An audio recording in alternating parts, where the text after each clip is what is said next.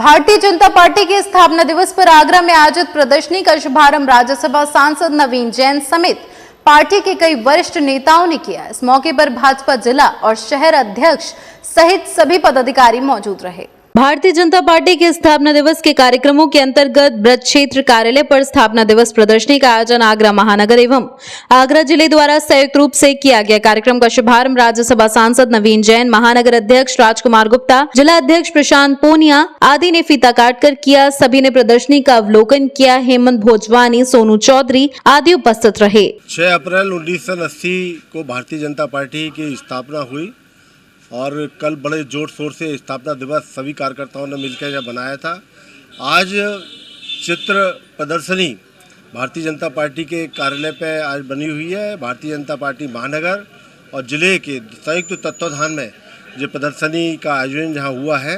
और देखिए किस प्रकार से 1951 से विचार की जो यात्रा हमारी शुरू हुई और 1980 से भारतीय जनता पार्टी की स्थापना से अब तक किए गए सारे कार्य, हमारे पार्टी के बड़े नेताओं ने अपने कार्यकर्ताओं के लिए क्या क्या विचार रखे वह बताने का कार्य इस चित्र प्रदर्शनी के माध्यम से हुआ है।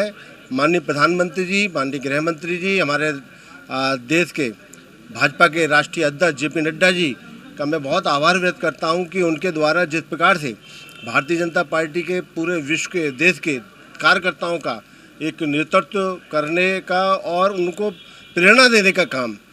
देखिए, भारतीय जनता पार्टी अपने स्थापना दिवस को एक पखवाड़े के रूप में मना रही है। इसी के निमित्त आज भारतीय जनता पार्टी ब्रज क्षेत्र कार्यालय पर आगरा महानगर और जिले के संयुक्त तत्वाधान में यहाँ हमारी विचारधारा जो 1980 से शुरू हुई थी और लगभग 45 साल के वर्ष में हम सब लोगों ने जो विचारधारा को लेकर काम किया है, उस विचारधारा की आज यहाँ पर चित्र के द्वारा प्रदर्शनियाँ लगी है।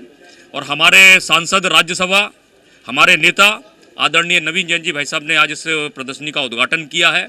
और निश्चित तौर पर भारतीय जनता पार्टी का कार्यकर्ता जिस विचारधारा के लिए काम करता है, उस विचारधारा को आप सभी के माध्यम से जनमानस तक पहुंचाने का काम हम सब लोगों ने किया है।